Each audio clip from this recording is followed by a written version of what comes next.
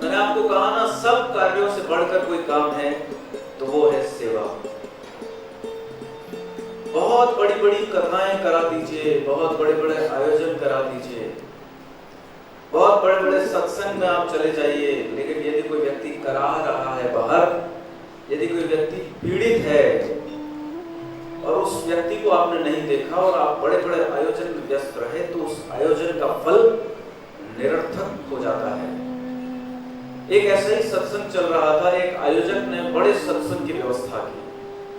उसने कार्ड छपवाया, महाराज जी को बुलाया, व्यासपीठ पर बिठाया, साउंड की व्यवस्था, टेंट की व्यवस्था, भवन की व्यवस्था, भोजन की व्यवस्था, श्रावकों को बुलाने के लिए इन्विटेशन कार्ड, सब कुछ किया उसने। 10-15 दिन बहुत मेहनत की।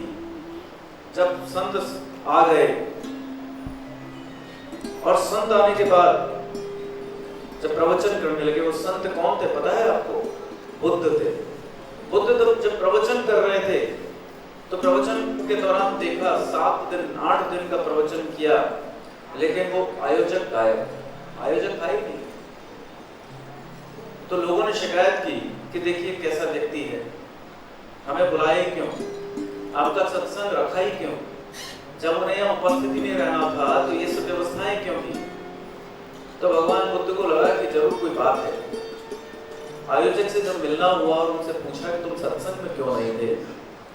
बोले साहब मेरा बैल है वो बहुत बीमार हो गया था, मैं चाहता था आपके सत्संग में रहना, लेकिन वो इतना बीमार हो गया था कि उसको ठीक कराना आवश्यक था, तो मैं उस बैल को लेकर शहर गया था एक डॉक्टर के पास, और उस बैल को ठीक कराने के लिए मुझे वहीं रुकना पड़ा, उसकी दवा करनी पड़ी, उसकी चिकित्सा में, उसकी सेवा में मुझे वहाँ रहना पड़ा, इसलिए मैं नहीं आ पाया, मैं क्षमा चाहता हूँ।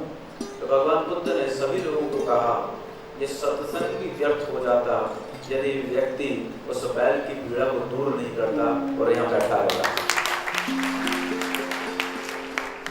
सत्संग से भी बड़ा क्या है? किसी की मदद करना। किसी भी आयोजन से बड़ी क्या चीज है? आज नारायण सेवा संस्थान के सबसे बड़े व्यक्ति कौन है? हाँ बताइए, कौन है? नारायण सेवा संस्थान में सबसे मुख्य अतिथि कौन है? मुख्य कौन है बताइए? कोई नहीं जानता? कौन है? रोगी। जो दिव्यांग बंधु है, जो हमारी ये बच्ची है जिसके पैर में प्लास्टर बंधा है, या हमारे बच्चा है जिसके हाथ में प्लास्टर बंधा है, या हमारे भाई है जिसके एक हाथ नहीं है, या हमारे वो बच्ची है जो सेरेब्रल पाल्सी से ग्रसित है, वो हमारे लिए संस्थान के लिए सबसे सर्वोपरि स्थान पे है। हम सब लोग तो सेवक हैं, सेवा करने वाले। यदि आप लोग नहीं हो तो हम किसकी सेवा करते? तो सबसे महत्वपूर्ण और सबसे बड़ा कौन हुआ?